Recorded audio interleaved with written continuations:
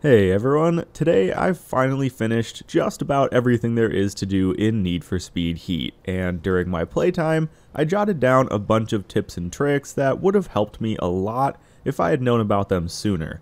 Now, veterans to the Need for Speed franchise, or people who have been engaged a little bit more in the community discussion, will likely know at least some of the info here, but I'd bet there's something in this video for everyone. So, here's everything I wish I knew before playing Need for Speed Heat. Let's start with some strategies for evading the police. One of the easiest ways to lose cops is to take a jump. Cop cars will often crash or spin out while trying to jump, and as long as you keep your speed up, it can be a great way to lose at least some of the cops chasing you. So, try to keep an eye out for jump spots while being pursued.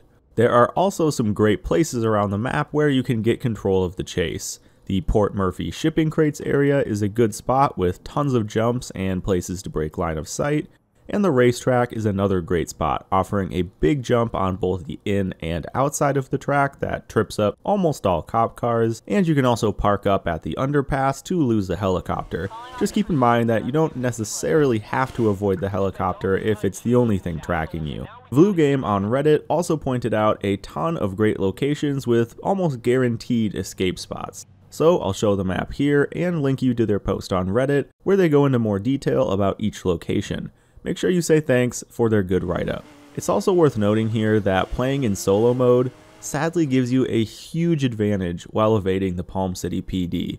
While playing in solo, you can actually pause the game and plot routes to gas stations, garages, or just custom markers to some good getaway spots. You can also see where spike strips or barricades are, and which road or where a rhino is coming in from. Being able to pause and plan your escape route offers a big benefit over online, where you have to make those split-second decisions and you really only have your minimap to go off of. So let's keep talking about night gameplay for some other tips here. If you're looking to build up your heat level quickly or just build up your rep, there are 3 sprint races you'll unlock midway through the game that work great: Discovery A, B, and C. Each race starts where the previous one ends, so you can run through them all in an easy sequence. They offer great rep rewards, and after completing just one, you'll usually be at Heat 3, meaning you can jump right into a high heat race.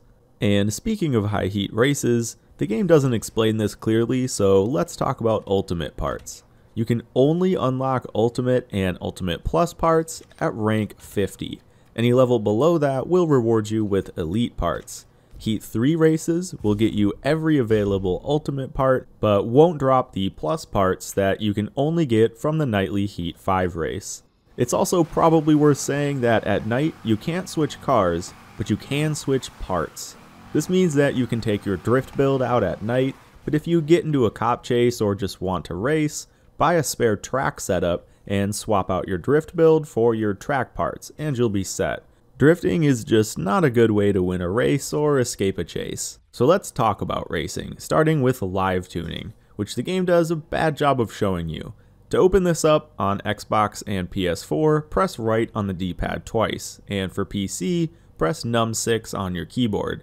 Keep in mind that this window is car specific, not global, so you'll have to tune each car individually. This window opens up some great handling tuning options like whether or not to have traction control. And speaking of, should you have traction control if you're going for a grip build? Well, yes and no. Turning traction control on in a grip build really mixes up the handling in a good way and forces you to take better racing lines and brake before corners. So if you're looking for a slightly more realistic driving experience, TCS should be on. But in most cases, it's not faster. Grip builds with traction control off are faster if you can manage your drifting. Being able to stay on the gas throughout a full corner with just a little bit of brake drifting to pull your car around the racing line is often the fastest way to drive in Heat.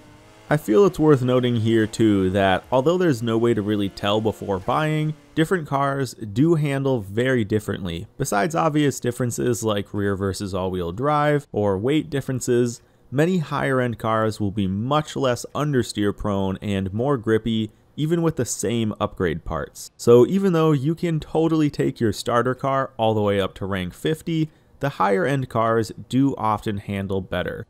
Speaking of starter cars though, you can sell your cars in Heat, but you can't sell your starter car, so make that choice wisely.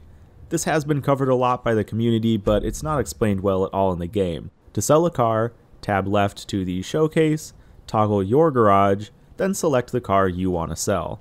The performance parts you had on the car will be returned to your garage inventory, which is nice because all performance parts transfer between cars. If you have a lot invested in parts but want to swap your car for another, just take the parts off and they'll be in your global parts inventory. And if you're looking for a good car to put those parts in, the 73 Porsche RSR with either the V6 3.6 or flat 6 swap if you're more of a purist is just about the fastest car in the game and one of the easiest to get to rank 400. Now let's shift gears a bit and talk about making money. One of my favorite methods for making a quick buck is to grind drift zones. If you feel confident in your ability to 3-star drift zones, you can run them on repeat for over 6,000 bank per run.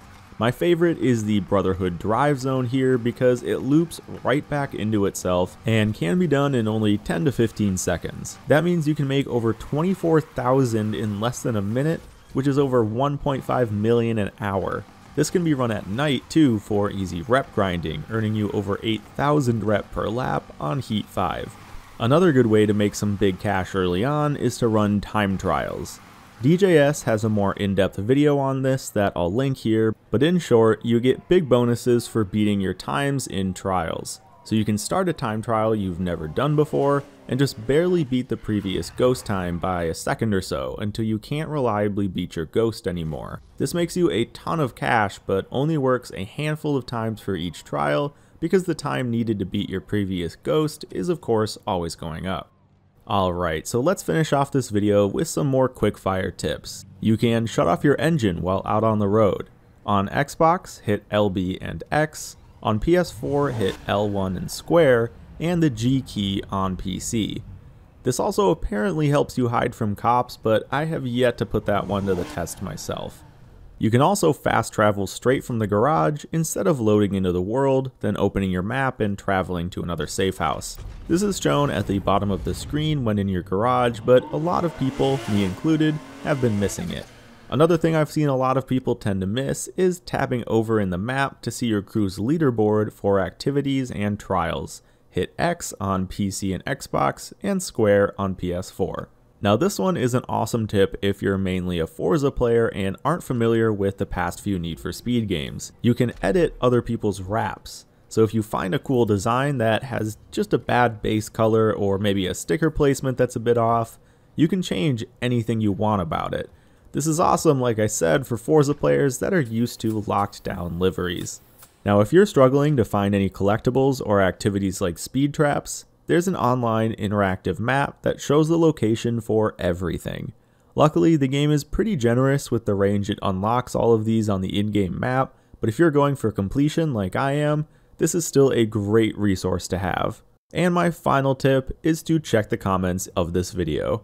If you've got some good tips that beginners should know about, drop them in the comments here and I'll pin them. So hopefully anyway, there will be a lot of pinned comments below this video for you to sift through. And with that said, that just about wraps it up for this video. I hope you found at least some things useful in here, and I'll see you in the next one. Thanks for watching.